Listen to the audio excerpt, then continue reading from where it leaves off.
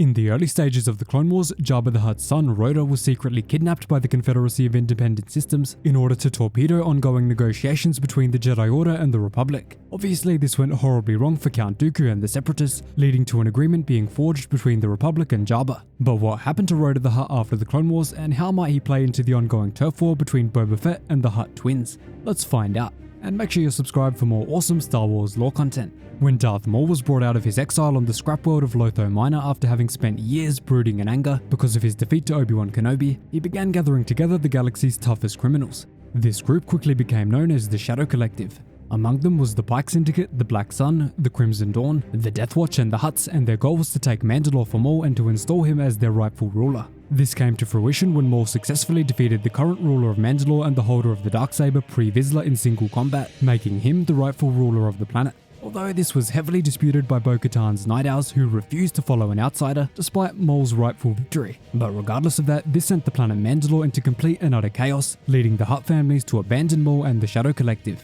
When cutting off all ties with Maul and the Collective, Jabba knew that he would become the target of unrelenting Sith aggression on behalf of Maul, so he immediately sent his son Rotta into hiding, never to show his face until Maul was defeated or had lost control of Mandalore. The Hutts were very much like the Mafia, so in many cases, family was even more important than money or power.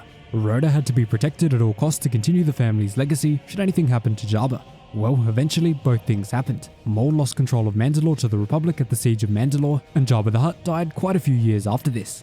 Knowing that Rotta the Hutt, or Stinky as Ahsoka calls him, was the prime candidate to continue Jabba's crime family into the future, a cunning plan was hatched.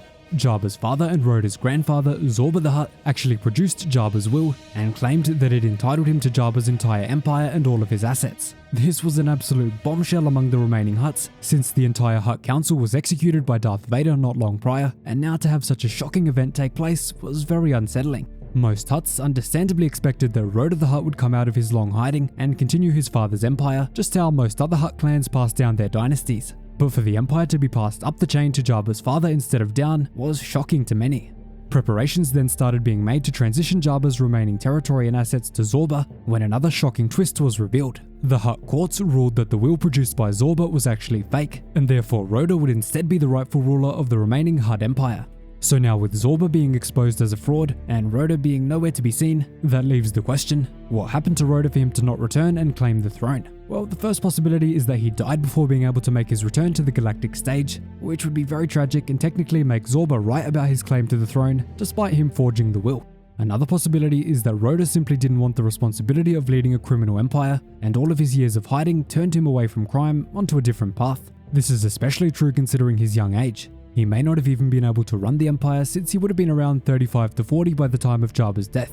In the life cycle of a Hutt, that is very, very young. With the two cousins of Jabba now vying for his position, it's very possible that he appears out of the shadows if he's not dead and puts a claim on his dad's throne. If he does this, expect to see him appear in the Book of Boba Fett and send his goons or bounty hunters after Boba.